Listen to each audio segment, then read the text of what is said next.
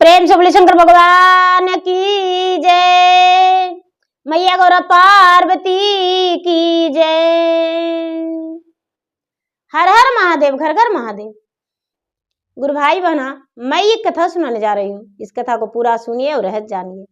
आदि नहीं आदि सुनने में शिव गुरु का अपमान होती है, पूरा सुनने में भगवान दया करते हैं, कृपा करते हैं, पुत्र की प्राप्ति होती है,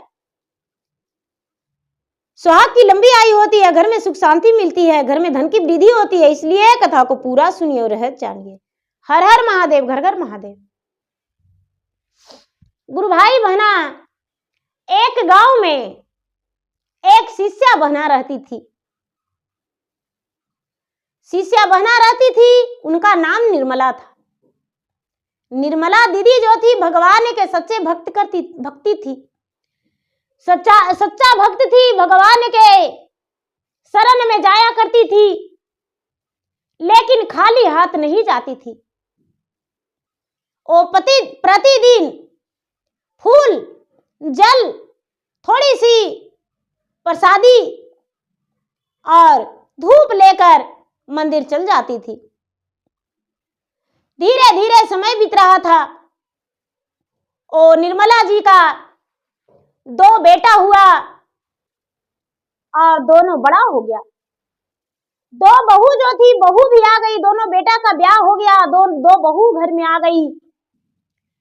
निर्मला जी जो थी, उनका समय झुक गया, अधिकार छिन गया, जो मालिकाना होता है उसके हाथ में नहीं रहा। उनके पति जो थे, निर्मला जी का पति का देहांत हो गया और निर्मला जी अपना विधवा का जिंदगी जीने लगे। अब तो वो बेसहारा हो गए, उनके पास कुछ नहीं रहा। अब वो बेचारी सोचती कि हे भगवान, हम तो सारा दिन आपके भक्ति पूजा पाठ करते थे और मेरे पास 1 रुपया नहीं है, 1 फूटी कौड़ी भी नहीं है। आपके पास कैसे हम धूप दीप नैवेद्य लेकर जाएंगे। निर्मला जी अपने बड़े बेटे से मांगे, बेटा बाजार जा रहा है? बेटा बोला, हाँ माँ, बाजार तो जा रहा हूं। बेटा 250 ग्राम मिश्री लेते आना। बेटा भगवान के मंदिर जाएंगे तो खाली हाथ कैसे जाएंगे। बड़ी बहू बाल खींचकर कहती है, बुढ़िया, अरे बड़ा पुजारी बन रही हो, तेरे पति तो देहांत हो गए पति का, तू तो विधवा हो गई। क्या विधवा स्त्री मंदिर जाती है, पूजा पाठ करती है? तुम्हें मंदिर अब नहीं जाना होगा। तू सच्चे मन से भगवान की भक्ति नहीं करती थी, इसीलिए तुम्हारे पति का देहांत हो गया। निर्मला जी रोने लगी, गंगा जमुना अपने आंखों से बहाने लगी, आंचल उनका भींज गया।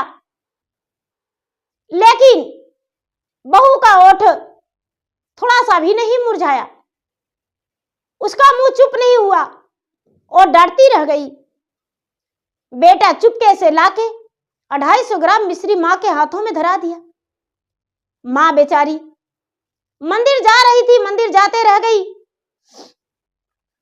250 ग्राम जब मिश्री खत्म हो गया तो बेचारी सोचती है कि छोटे बेटा को कह के देखते हैं। एक दिन छोटे बेटा बाजार जा रहा था, कपड़ा पहनता देख निर्मला जी बोली, बेटा क्या बाजार जा रहा है? हाँ माँ, क्या बात है, बाजार जा रहे हैं? बेटा मेरे लिए 250 ग्राम मिश्री लेते आना, भगवान के मंदिर जाएंगे। बेटा खाली हाथ कैसे जाऊं? तुम्हारा बड़ा भैया जब बाजार गया था, मुझे कुछ प्रसादी लाकर दिया था, खत्म हो गया। छोटा बेटा बोला, ठीक है माँ, लाकर दे देंगे। छोटा बेटा भी लाकर दे दिया। अब तो धीरे धीरे वो भी खत्म हो गया। फिर से बड़ा बेटा को बोली तो बड़ा बेटा डांट दिया, अरे कहीं भी यात्रा पर जा रहे हैं, बड़ा प्रसादी जप रही हो, मेरे पास पैसे नहीं, हम तुम्हारे लिए कोई प्रसादी लाकर नहीं देंगे। छोटा बेटा को भी बोली, छोटा बेटा भी डांट दी।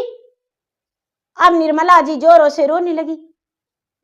बहू जो थी चिल्लाने लगी जोर जोर से और कहने लगी, अरे बुढ़िया, अगर जो ज्यादा भी सिसकी रोई तो मार मार के तुम्हारा पाँव हाथ बराबर कर देंगे। अब बेचारी निर्मला जी भी तो रो भी नहीं सकती थी किसी के सामने। अब अपने सीने में दबा ली हर बात को, मन ही मन सोचने लगी कि हे भगवान अब क्या करें, हे महादेव अब क्या करें। हे महादेव का परीक्षा था दीदी, या तो आगे या पीछे या बीचे, कभी ना कभी महादेव परीक्षा जरूर लेते हैं। आज सुख का जीवन दे देते हैं तो कभी एक दिन परीक्षा लेकर इतना गड्ढा में गिरा देंगे कि लोग असमर्थ हो जाता है। भगवान परीक्षा लेने के लिए भक्त के पास जब पहुंचते हैं तो भक्त जो है बुद्धिहीन हो जाते हैं, उसके पास बुद्धि कुछ भी नहीं रहता है, समझ में नहीं आता है कि क्या करे। नाव इस पार जाएगा या इस पार जाएगा या बीच धारा में डूबेगा। जैसा ही निर्मला जी जो थे उसे समझ में नहीं आ रहा था कि अब मैं क्या करूं। सवेरा हुआ तो अपने बेटा का जो पैंट खोला हुआ था, पैंट में हाथ डाली तो 1 रुपया का सिक्का मिल गया। और जब 1 रुपया का सिक्का मिल गया तो दुकान चल गई। दुकान जाकर और कुछ प्रसादी के लिए खरीद कर वो चल गई दुकान मंदिर। अब रोज क्या करती थी दीदी कि अपने बेटा के पैंट से या कुर्ते से 1 सिक्का प्रतिदिन निकाल लेती थी। या तो 1 का सिक्का मिल जाता, या तो 2 का या 5 का, जैसे भी सिक्का मिल जाता था वो निकाल लेती थी और निकाल कर दुकान से जाकर प्रसादी ले आती थी, कभी बड़े बेटे के पैकेट से कभी छोटे बेटे के पैकेट से। धीरे धीरे समय बीता तो एक दिन का बात है कि बड़ी बहू ने देख लिया अपने सास को अपने पति के सट से चोरी करते पैसे। बहू ये नहीं सोची कि सास कितना पैसा निकाली। उस दिन भी निर्मला जी का हाथ में सिर्फ 1 रुपया का सिक्का था, 1 रुपया का सिक्का था और वो 1 रुपया का सिक्का हाथ में ली थी। बड़ी बहू देखी, अरे बुढ़िया चोरनी, मेरा पति का सट से पैसे निकाल रही हो। तब तो सोचते हैं कि मेरे पति प्रतिदिन कमाई करके आते हैं और पैसे क्या हो जाता है, लेकिन पैसे से पता नहीं तू क्या करती हो, प्रतिदिन पैसे चुरा लेती हो। अब एक डंडे लेकर सास को दे दनादन पूरा मारने लगी। बुढ़िया जो थी तड़पने लगी, चिल्लाने लगी और बेटा बेटा कह के पुकारने लगी। बेटा आया, बोला माँ क्या हुआ क्या हुआ। कहती है कि बेटा तुम्हारा सट से हम पैसे निकाले प्रसादी के लिए। गुस्से में बेटा बोला, अरे तुम्हें शर्म नहीं आता, हम दिन भर मेहनत करते हैं और तू पैसे चुरा लेती हो। तब तो मेरा कपड़े में पैसा नहीं रहता है पैकेट में। बेटा भी माँ के तरफदारी नहीं किया और नहीं तो अपने पत्नी को मारने से मना किया। पत्नी मार पीट के और एक चटाई में लिपट के जंगल में फेंक लाई। दोनों देवरानी और जेठानी दोनों मिलके चटाई में लपेट के और जंगल में फेंक लाई कि अब बुढ़िया मर गई। जब बेटा आया दीदी तो सांझ को पता चला कि मेरा माँ मर गई। दोनों का पत्नी अपने अपने पति से कहती है कि ए जी आपको माँ बड़ी टूनकी थी जी, ज्यादा नहीं मारे, लगता है 2-4-10 डंडा दिए और उसका प्राण निकल गया, मर गई। बड़ा बेटा बोलता है चलो अच्छा हुआ है, क्रिया कर्मठ कर देंगे। दीदी जो बेटा था दोनों थोड़ा सा भी आंखों नहीं मिटमिटाया, अपने पत्नी को एक बार नहीं बोला कि तू मेरा माँ को मार दिया और मुझे कह रही हो मेरा आपकी माँ जो थी बड़ी कमजोर थी, टूनकी थी, मर गई। अब दोनों क्रिया कर्मठ की तैयारी करने लगा दीदी।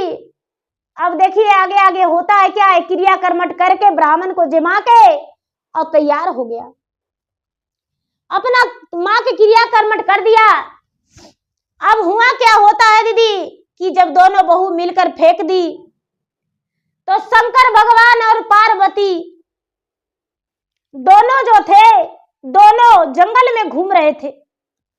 सुंदर सुंदर फूल खिला हुआ था, वो फूल को सुगंध ले रहे थे मैया पार्वती, और नीचे नहीं देखे और चटाई में बज गया पाँव माता पार्वती के।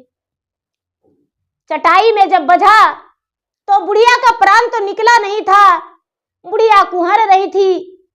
तो बेचारी हाँ, हे महादेव, हे महादेव, क्या कर्तव्य किए जो इतना बुरा हाल मुझे हुआ। हे महादेव, आपके लिए मुझे इतना दुख सहना पड़ा, चरनियों बने, चटनियों बने, पिटाइबो किए, बहु फेंकू दिया।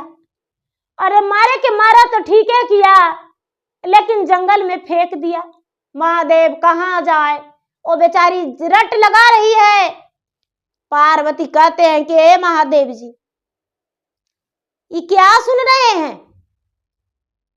देखिए तो रात का समय है और हम निकले थे घूमने को लिए, लेकिन ये क्या सुनने का मिल रहा है बताइए।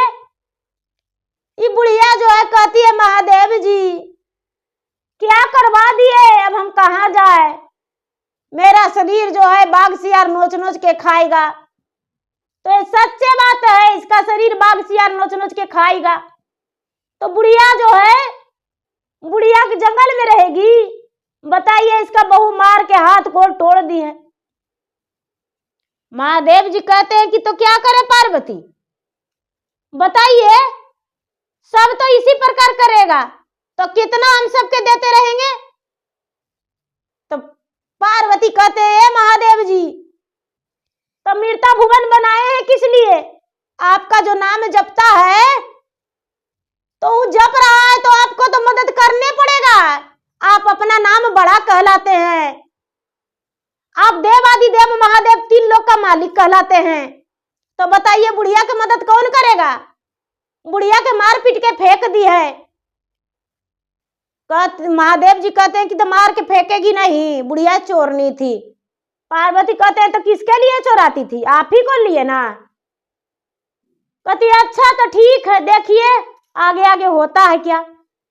पार्वती कहते हैं वो सब हम कुछ नहीं जानते हैं, बुढ़िया के दीजिए। तो बुढ़िया के देंगे तो बुढ़िया क्या करेगी? कहते हैं कि अच्छा बुढ़िया क्या करेगी, बुढ़िया के नहीं दीजिएगा तो हम यहां से जाइबे नहीं करेंगे। बाप रे, बुढ़िया इतना चिल्ला रही है, माँ बाप चिल्ला रही है, इसका देखिए तो पूरा बदन काला हो गया है, बहू मारी है जे।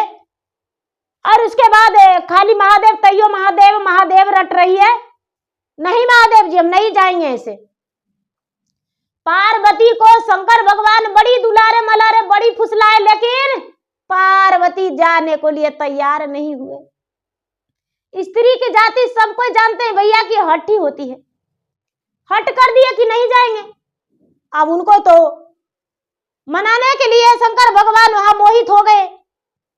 कहते हैं ठीक है, देखिए शंकर भगवान अपना झोलिया से भभूत निकाले और बड़ी दूर तक छीट दिए, बड़ी दूर तक छीट दिए और बुढ़ियों पर छिड़क दिए। बुढ़िया का तो हड्डा गड्ढा शरीर हो गया और बुढ़िया के शरीर में ताकत हो गया। 80 बरस की बुढ़िया थी, एक भी बाल काला नहीं था, सब बाल पका हुआ था। बुढ़िया तुरंत उठ के बैठ गई और शंकर भगवान और मैया पार्वती दोनों अंतर ध्यान हो गए। बुढ़िया जो बाहर निकली तो देखती है कि अरे कितना बड़ा मेरा सुंदर फुलवाड़ी है। अरे शंकर जी के पहले पूजा करेंगे, हमको कई दिन हो गया है पूजा कैला, पहले पूजा करेंगे हम। अब बुढ़िया सुबह होने से पहले अंधियाला था, जैसी हर हर महादेव हर हर महादेव हर हर महादेव करते करते कुएं पर गई। दतमन तोड़ के दतमन करके स्नान करके भगवान के मंदिर में हेल के 2.5 घंटा लगातार भगवान के पूजा की, भजन की, भगवान के खुश कर दी। पार्वती कहते हैं कि देखिए महादेव जी, आपका भक्ति में कितना शक्ति है। ये बुढ़िया जो है, चलने का ताकत नहीं था, बोलने का, लेकिन देखिए 2.5 घंटा लगातार आपको नाम जापी है। देखिए, धन तो आप पापियों को देते हैं और पुण्य के भी देते हैं। पुण्य के दिए तो आपका नाम जप रहा है, पापी के दीजिएगा तो दारू, मुर्गा, खस्सी, बकरी खाएगा। और ये देखिए, भगवान कुछ नहीं बोले, मुस्कुरा गए। बुढ़िया जो थी अब प्रतिदिन भगवान के पूजा पाठ करती थी और भगवान के भक्ति भजन करती थी और उसी जगह पर रहने लगी। अब यहाँ क्या हुआ दीदी, अब यहाँ क्या हुआ कि देखिए, जो दोनों बेटा था, दोनों में तो बंटवारा हो गया। माँ के काम में इतना रुपया लगा, उतना लगा, हैन लगा, तैन लगा, करने लगा, और दोनों बेटा में बंटवारा हो गया। अब बंटवारा जब हो गया दीदी, तो धीरे धीरे दोनों बेटा का धन संपत्ति सब तहस नहस हो गया। दोनों आपस में प्रतिदिन लड़ाई झगड़ा करने लगा।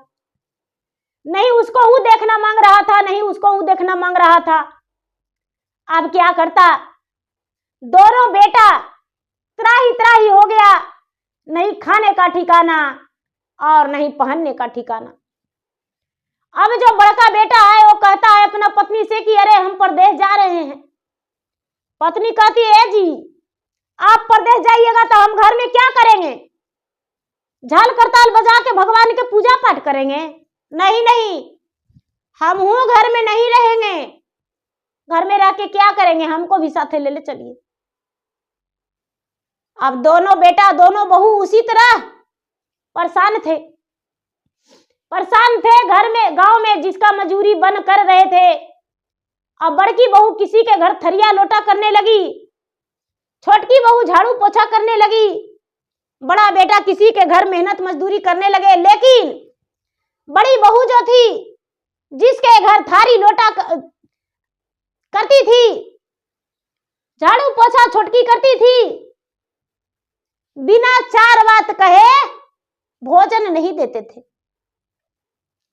धीरे धीरे समय बीत रहा था, 1 साल 2 साल बीता। जब 1 साल 2 साल बीता तो बड़का बेटा जो था वो बोला कि देखो अब यहाँ रहने से कोई फायदा नहीं है, हम परदेश जा रहे हैं, हम परदेश जाएंगे और परदेश जाके और कुछ रुपया कमाएंगे। छोटका बोला, ए भैया, माँ जब से मरी है भैया, घर में दरिद्रा के बास हो गया है। ए भैया, हम लोग दोनों भाई चलो परदेश, दोनों भाई चलो परदेश भैया, और परदेश में रहेंगे।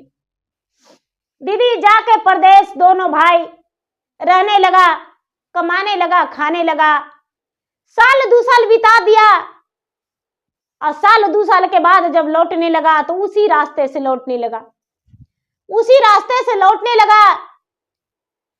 लौटते लौटते दोनों का प्यास लग गया तो माँ के पास गया पानी पीने, तो देखता है अरे मेरा माँ है। कहता है ए भैया माँ है? अरे हाँ, माँ तो मर गई थी। जाके माँ के बोला, है माँ बताओ हम क्या कसूर किए थे जो तू घर छोड़ दी, आई जंगल में आके ऐसो आराम के जिंदगी बिता रही हो? माँ कहती है अरे बेटा, तुम लोग बेशरम है रे, 1 रुपया के कारण तुम्हारा पत्नी उतना मारी, लेकिन तू एक बार नहीं बोला कि माँ 1 रुपया निकालती थी तो क्या हो गया, अपने पत्नी को और बहकावा दे दिया और तूने भी 10 बात सुना दिया। बस तुम्हारा पत्नी मार के दोनों मिलके फेंक गई जंगल में, तब हम यहाँ रहे। सब महादेव का दिया हुआ है बेटा, मुझे महादेव जी दिए हैं सब धन संपत्ति। बेटा कहता ये माँ, ये धन के मोटरी ही रख देते हैं और तुम्हारा बहू के भी ले आते हैं माँ। नहीं बेटा, हमको बहू का ऐसो आराम का जिंदगी नहीं चाहिए मेरा। बहू के हाथ से। नहीं बेटा, बहू के मत लाने जाओ। बोला नहीं माँ, आते हैं बहू के लेकर माँ। दीदी दोनों बेटा जो था घर गया तो देखता है अपने अपने पत्नी को पागल रूपी वहां घर में है। कहा कि अरे जिस माँ को तूने मार के निकाल के फेंक दी थी वो तो ऐशो आराम की जिंदगी बिता रही है, जंगल में उसका बहुत बड़ा सुंदर घर बन गया है और वो तो बड़ी खुशी से रह रही है। दोनों बहू कहती है जी हम चलेंगे जी, चलिए ना जी माँ के पास जी। दोनों बहू आई तो माँ अपने सास के पाँव में लटक गई। माँ जी मुझे क्षमा कर दीजिए माँ जी, हम बहुत बड़ा गलती किए, हम आपके पास रहेंगे। अब दीदी दोनों रहने लगी तो जो बुढ़िया के पास गहना गुड़िया था वो कुछ बड़की रख के कहती है कि ए छोटकी, ई गहना हमको बहुत अच्छा लगता है, ये वाला रख लेंगे, ये वाला तुमको हिस्सा नहीं देंगे। छोटकी कहती है कि ए दीदी ये वाला गहना हम रखेंगे। महादेव के कृपा से दीदी बोरा भरा हुआ था गहना गुड़िया के। बुढ़िया के इतना धन था कि दोनों के लग रहा था कि हम तो बहुत बड़ा सेठ साहूकार बन गए। वो अपना रही है। धीरे धीरे साल 2 बरस बीता। जब साल 2 बरस बीता दीदी तो बुढ़िया का प्राण पखेरु पिंजरा से तोड़कर निकल गया। बुढ़िया के प्राण पखेरु पिंजरा तोड़ के जब निकल गया दीदी तो बुढ़िया के आत्मा के निकल जाने के बाद दोनों बेटा देखा कि अरे मेरा माँ मर गई। दोनों बेटा कुछ लोग के बुला के अपने बच्चे के साथ बुढ़िया के अग्नि संस्कार करने गए और जाके नदी में अग्नि संस्कार करके घर वापस लौटते हैं वही जंगल में। तो बिल्कुल जंगल पहाड़ी पत्थर था।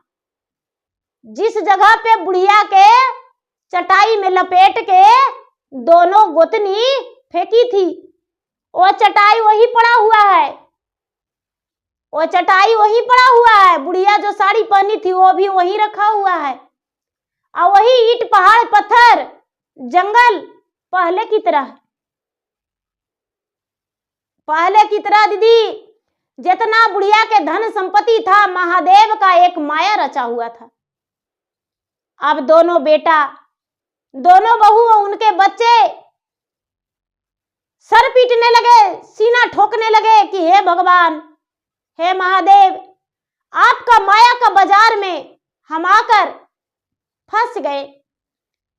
बड़की कहती है कि कितना मनी गहनमा, हम कह रहे थे कि सब हम रखेंगे। छोटकी कहती है ये सब हम रखे थे दीदी, एक को सब देखिए ना पत्थर हो गया, सब पत्थर हो गया। अब क्या करे दोनों बेटा दोनों बहू। घर आए दीदी, घर आए 2 साल बिता चुके थे, ऐशो आराम के जिंदगी में दोनों रहे। जब घर आए, घर आने के बाद लोग से बताए कि देखिए हम सबसे झूठ बोले थे, हमको माँ अब मरी है, हम इतना दिन अपने माँ के पास रहे। बहू कहती हम सास के पास रहे, हम जो करनी किए वो फल पाए और क्या बतावे, हम जो गलत किए थे वो गलत का परिणाम मुझे मिल गया। बुढ़िया के क्रिया कर्मठ करके और दोनों बेटा अपना दुखी जीवन बिताने लगे।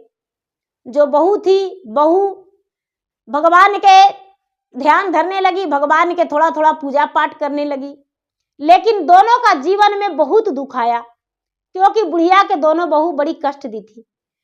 तो लोग कहते हैं दीदी कि माता पिता को जो दुख देते हैं उसे भगवान जरूर दुख देते हैं।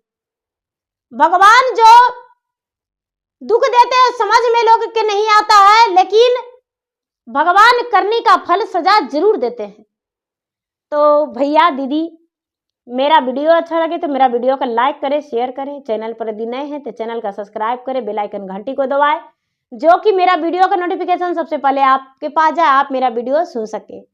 देखिए दीदी भैया, सबसे पहले तो ये ध्यान देना चाहिए कि मेरा माँ ए है और माता ने मुझे 9 महीना ओद्र में रखी है, दूध पिलाई है, पोसी है, पाली है, पढ़ाई है, लिखाई है। तो भला इसके साथ हम इतना अन्याय कैसे कर सकते हैं? यदि इसके साथ अन्याय करेंगे तो मेरा बेटा भी मेरे साथ अन्याय करेगा। कभी न्याय नहीं कर सकता है। तो ये चीज जिसके पास समझ हो जाएगा वो माता पिता को, सास ससुर को कभी दुख नहीं देंगे। और सबसे पहले तो होना चाहिए कि इनके जरिए हम यहाँ खुश रह रहे हैं, ये चीज तो लोग भूल ही जाते हैं। तो दीदी मेरा प्रणाम, धन्यवाद। हर हर महादेव, घर घर महादेव।